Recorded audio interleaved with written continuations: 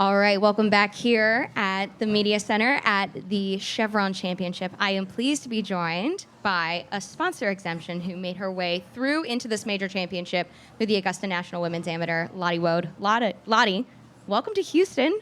Welcome to your debut on the LPGA Tour and also just in any major championship. What have the last week, the last few days been like for you? Yeah, the last few days have definitely flown by. Got back to FSU and went to class a couple of times, and then flew out here, and it's just been crazy. We were just talking about it feels like a whirlwind kind of for you. Who has been the person that, who are some people that have maybe reached out to you that you would never expected after winning at Augusta? Yeah, there was a lot of people I didn't know, and I guess the cool thing was the amount of different pros that watched it, people I look up to, reaching out on Instagram and Twitter, or X, and just saying they watched it, saying they enjoyed it. And on the Sunday, I stayed at Augusta, and I met a few players there, and I met Danny Willett in the clubhouse, and that was really cool. And I met Tom Watson, Nancy Lopez, I met so many people, and it was just really cool for me. Now, I know the people down here in front are excited to talk with you, but just one more from me here, just being around here and being around players in general. What have you seen after being on the ground here for a few days? Yeah, it's just been really cool for me to be hitting next to people that I've grown up watching, and play the same course as them, and just watching how they go about things and prep for this week, and just kind of taking it all in, really. Go ahead, Beth Ann. You good? Hi. Is there anyone that you've played a practice round with or had lunch with, or any kind of moments that have stuck out with these players? I've played the practice round a couple of times on my own, actually, just how it's worked out. But my putting coach is here, who coaches a few other players, including Charlie Hull. So I got to meet her and got a picture of her, which was really cool. Well, what's the goal for the week? What would you consider to be a good week in your first LPGA event? I haven't really thought about a result or anything. I haven't really thought about I just want to make the cut or something like that. I'm just kind of sticking to my game plans and my processes, and just treating it like any other amateur event I play in, and just trying to see what I shoot. Really haven't really got a position in mind. Firstly, I want to say congratulations. I'm Thank you. excited for you as well, being 20 years old. That's insane. But I wanted to know, how was the transition from coming from England to Florida State, and then now being here at the LPGA? Yeah, it was pretty smooth, honestly, coming over. Definitely a change in environment and a lot better weather than in England, so that's been great. But probably the schooling's a little different than what we have in England. But in terms of just going to events with the team, that wasn't too much of a transition for me. It's a little bit different courses than we have back in England, so getting used to the different grasses and stuff like that took a bit longer, but I've just really enjoyed it so far. And how do your teammates feel about you being here? Yeah, I think they're excited for me. We actually have ACC's, our conference championship, which starts tomorrow, so there was a little bit of a tough decision there, but the coaches were all very supportive of me coming here, and hopefully we can both play well. So a couple of things. Can you describe how fast things are happening for you now? I mean, from in a week now you play majors, you also play in regionals and nationals, and then majors again. I mean, yeah, very fast. I kind of had my summer schedule set a week ago, and now it's going to change a little bit with getting into the majors. So, I mean, that's only good for me. That is a good problem to have. So, everything's been changing, but I'm just trying to enjoy it and everything that comes with it. I think the other thing is, I don't know if you had a chance to talk to them. We have Jennifer Capco here, who was the first winner of the AQUÍ, and then we have other players that have played the AQUÍ here. Is that kind of an inspiration or something that you can see your future being, no?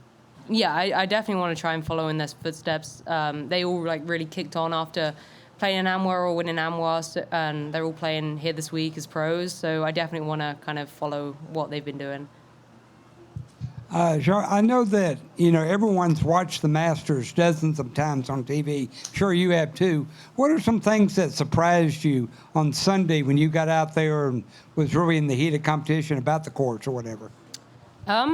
Well, the amount of people for a starter, there were a lot of people there, a lot more than I expected. The crowds were pretty deep, but it was really cool to see so many people there supporting us. I played Augusta the first time last year, so I kind of knew what to expect this year. But in terms of how it looks different to TV, I would say it's a lot more undulating, and there's a lot more raised greens and stuff like that you can't really see on TV. And probably the dog legs are a lot sharper than you might think. Like you need to really play a draw off a lot of the tees other than 18. So having that knowledge from last year going into the Saturday this year was really helpful for me.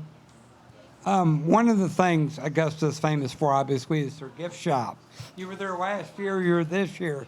I mean, I don't know the exact figure, but you feel like you and your family did a good amount of damage in the gift shop?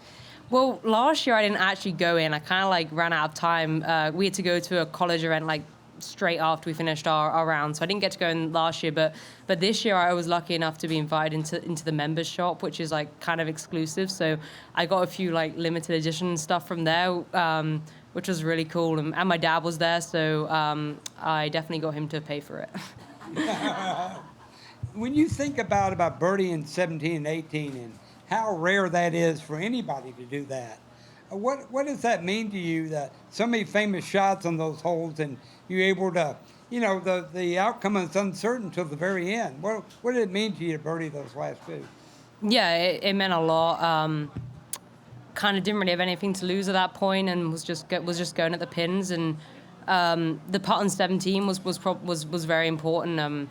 Probably being one back going into 18 with a must birdie would have been a lot harder than trying to make birdie to win outright. So to birdie 17 gave me a lot of momentum going into 18, and thankfully it was a nice pin on the front, so I could use that backstop. Were you prepared for a playoff? I mean, yeah. I wasn't really thinking about that on the fairway. I was trying to go at that pin. I didn't have very far in, so I was trying to make birdie. I was a little conscious on the putt I had that it was downhill, and they are quite quick at Augusta, so just a little careful with that. But I was only thinking about holing it.